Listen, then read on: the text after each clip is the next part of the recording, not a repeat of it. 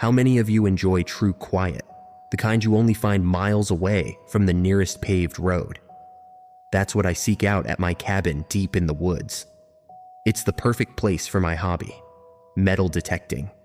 It's untouched out there, and I've always felt that the ground holds buried stories waiting to be uncovered. Most nights, to be honest, I'm digging up garbage, rusted nails, old bottle caps, the discarded junk of decades past.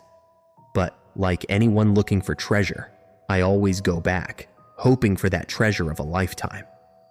On this particular evening, as the sun was dipping low and casting deep orange shadows through the trees, my detector signaled near an old stump. I dug until my hands were numb and unearthed a heavily rusted metal box caked in soil. It was a music box. The lid creaked terribly when I pried it open. Inside, I could just make out faded painted flowers and a thin, broken ballerina figure twisted sideways. There was something immediately unsettling about the object, but curiosity won out. I gingerly wound the key on the back, fully expecting the mechanism to be seized with rust. Instead, it played. It was a haunting, slow little lullaby. The notes seemed to echo strangely through the empty woods. Despite the thick summer heat, I felt a distinct chill.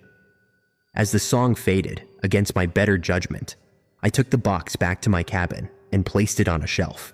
It was, of course, my first treasure I'd ever found in all my days, metal detecting. Sunset dissolved into night. The woods pressed close, and the wind grew cold. That is when I heard the laughter. At first, it sounded incredibly distant. It was the sound of a baby giggling, soft and playful, floating through the trees. I froze, straining my ears. You have to understand my situation out there. My nearest neighbors lived miles away. There was absolutely no reason for another human being to be within earshot, let alone an infant. Yet the laughter grew louder. It was teasingly close. I tried desperately to rationalize it. I told myself it was an animal, perhaps raccoons, fighting.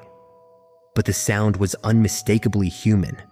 It was too young and too joyful for anything that should be out in those dark woods. The next hour was an exercise in pure tension. I locked the windows and closed the blinds. Every few minutes, the laughter returned, closer, clearer, broken now by little giggling and babbling. Leaves rustled on the porch. Then I heard a distinct tapping on the wall. I shone my flashlight out the window into the dark, but found nothing except moonlight and weeds. Then the truly impossible happened.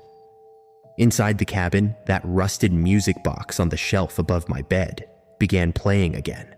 I had not touched it. Each time that eerie lullaby drifted through the quiet house, the giggling outside rose in volume, matching the tune perfectly. Panic began to set in. I considered calling for help, but what would I say?